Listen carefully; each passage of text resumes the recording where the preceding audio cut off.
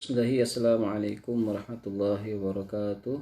Alhamdulillah, salatu wassalamu ala rasulillahi wa ala alihi wa mawalah.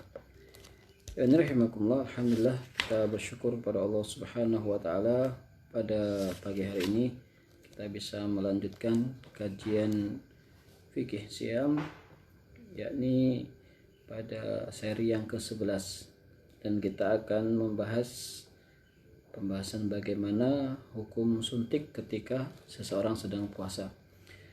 Semoga Allah senantiasa memberikan keistiqomahan kepada diri kita, sehingga apa yang kita lakukan pada puasa tahun ini dicatat sebagai salah satu puasa terbaik dari puasa-puasa yang telah kita lakukan. Amin ya rabbal alamin. Salawat dan salam semoga tercurahkan kepada Nabiullah Muhammad sallallahu alaihi wa ala alihi wasallam, pada keluarga, sahabat, tabi'in dan tabi'ut tabi'in, serta orang-orang yang istiqamah menjalankan sunnah beliau hingga yaumil qiyamah. Kita akan membahas hukum suntik atau injeksi padahal seseorang sedang sholat, atau padahal seseorang sedang berpuasa. Yang pertama, jenis suntik yang pertama, suntik pada kulit, otot, dan pembuluh darah, namun dengan injeksi non makanan. Dia murni hanya obat saja, biasanya berupa vaksinasi, anti nyeri, antivirus atau yang lainnya. Yang jelas suntikan ini dibutuhkan pada saat itu, dibutuhkan untuk dimasukkan ke dalam diri seseorang meskipun dia sedang berpuasa. Nah, jenis suntik yang seperti ini tidak ada perbedaan di kalangan ulama, terutama ulama-ulama kontemporer, bahwasanya suntik untuk kategori ini tidak membatalkan puasanya. Apalagi jika memang dibutuhkan, seperti untuk pengobatan, seperti untuk pencegahan terjadinya penyebaran penyakit atau yang semisal dengannya, maka suntik yang seperti ini hukumnya tidak ada ikhtilaf di kalangan ulama tentang bolehnya melakukan suntik atau injeksi tersebut. Siapakah ulama yang membolehkan suntik injeksi bukan sebagai pengganti makanan tapi sebagai pengobatan atau pencegahan dari keracunan? Di antara adalah Syekh Abdul Aziz bin Baz. Beliau adalah termasuk kibarul ulama dan dulu pernah menjabat sebagai ketua Lajnah Daimah lil Buhuthi Ilmi wal Ifta. Kemudian begitu juga Syekh Muhammad Shalih Al-Utsaimin rahimahumullah, kemudian Syekh Muhammad Bakit dan Syekh Muhammad Saltut.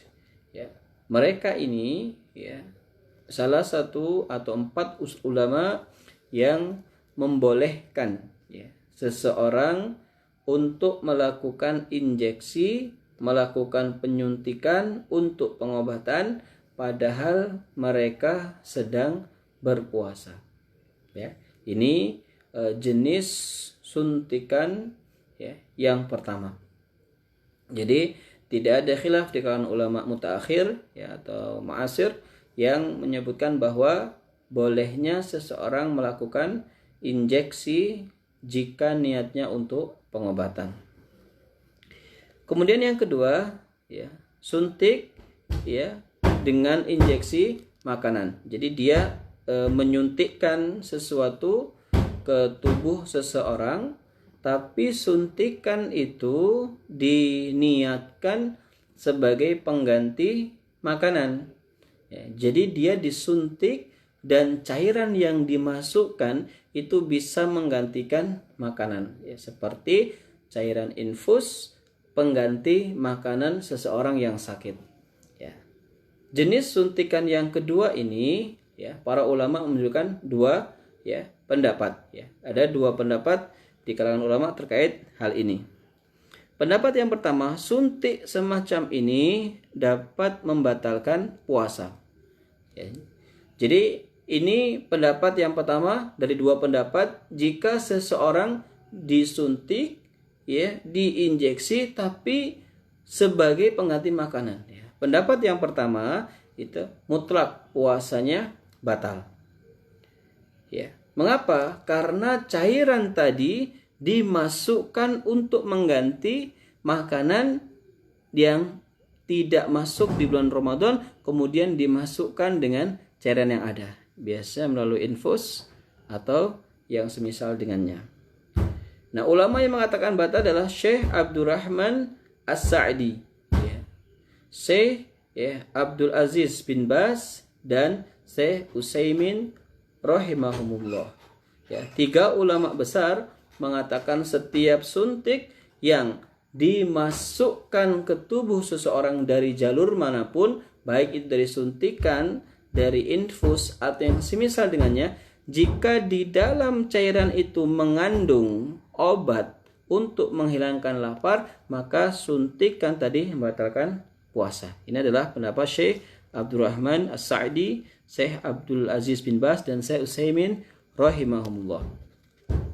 Kemudian yang kedua, pendapat yang kedua, seseorang disuntikkan cairan untuk menghilangkan makanan atau memberikan asupan gizi, tidak batal. Ya. Alasannya apa? Karena suntikan tadi masuknya melalui, ya, urat, ya, masuknya melalui kulit, masuknya melalui otot, bukan melalui, ya, kerongkongan. Karena dia masuknya bukan melalui kerongkongan, maka mereka berpendapat tidak batal. Ya. Siapakah yang berpendapat seperti ini? Ya, Syekh Muhammad Balkit, ya, Syekh Muhammad Saltut dan Syekh Sayyid Sabiq. Ya, ini pendapat yang kedua. Nah, rahimakumullah, kami, ya, lebih cenderung, ya, memilih pendapat yang mengatakan batal, ya, jika dimasukkan obat, ya, jika obat tersebut memberikan efek kuat, ya, menghilangkan lapar, menghilangkan haus, ya, dari suntikan itu, maka dia membatalkan puasanya. Wallahu a'lam bishawab. Yang penting kita saling menghargai atas perbedaan yang ada. Semoga kita dengan mengetahui perbedaan-perbedaan yang ada semakin mudah untuk berlapang dada. Baik, barakallahu fikum. Demikian pembahasan masalah hukum suntik injeksi. Ya, kami review ulang. Ya, suntik itu ada dua jenis. Ya, suntik yang tidak memberikan pengganti makanan. Ya, suntik pengobatan. Ya, suntik infus, suntik pengobatan. Ya, atau termasuk suntik vaksinasi. Hal tersebut tidak membatalkan puasa. Ulama sepakat di sini. Namun pendapat yang kedua atau jenis suntikan yang kedua, bagaimana kalau suntikan itu, ya, bagaimana kalau suntikan itu dia berfungsi untuk menggantikan makanan. Ya, kalau disuntik seseorang tidak lapar, tidak haus, apakah suntikan tadi membatalkan puasanya? Ada dua pendapat. Pendapat yang pertama, batal. Karena apa? Karena dia telah memasukkan sesuatu yang bisa menghilangkan haus dan lapar dan letihnya dalam puasa. Ini adalah pendapat Syekh Abdurrahman As-Sa'di, Syekh bin Baz dan Syekh Utsaimin rahimahullah. Ini pendapat yang pertama. Pendapat yang kedua, tidak batal. Mengapa? Karena dia masuknya melalui urat, masuknya melalui kulit, bukan melalui, ya, manakhir, melalui tenggorokan. Ya, karena tidak melalui tenggorokan, maka dia tidak batal meskipun memberikan efek tidak lapar. Ya, ini adalah pendapat Syekh Muhammad Balkit, Syekh Muhammad Saltut dan Syekh Sayyid Sabiq rahimahumullah. Namun di pendapat yang kedua ini atau jenis suntikan yang kedua ini, saya memilih pendapat yang pertama, yakni batal meskipun masuknya melalui jarum infus, bukan melalui tenggorokan. Ya, kalau memang dia sakit di infus, tidak apa-apa, putus saja puasanya, nanti diqadha setelah Ramadan selesai. Demikian barakallahu fikum, semoga bisa dipahami semoga bisa dipahami penjelasan pada pagi hari ini, dan kita berharap Allah Subhanahu wa taala senantiasa memberikan pertolongannya kepada diri kita. Amin ya rabbal alamin. Demikian, subhanaka Allahumma bihamdika asyhadu an la ilaha illa anta astaghfiruka wa atubu ilaik. Wassalamualaikum warahmatullahi wabarakatuh.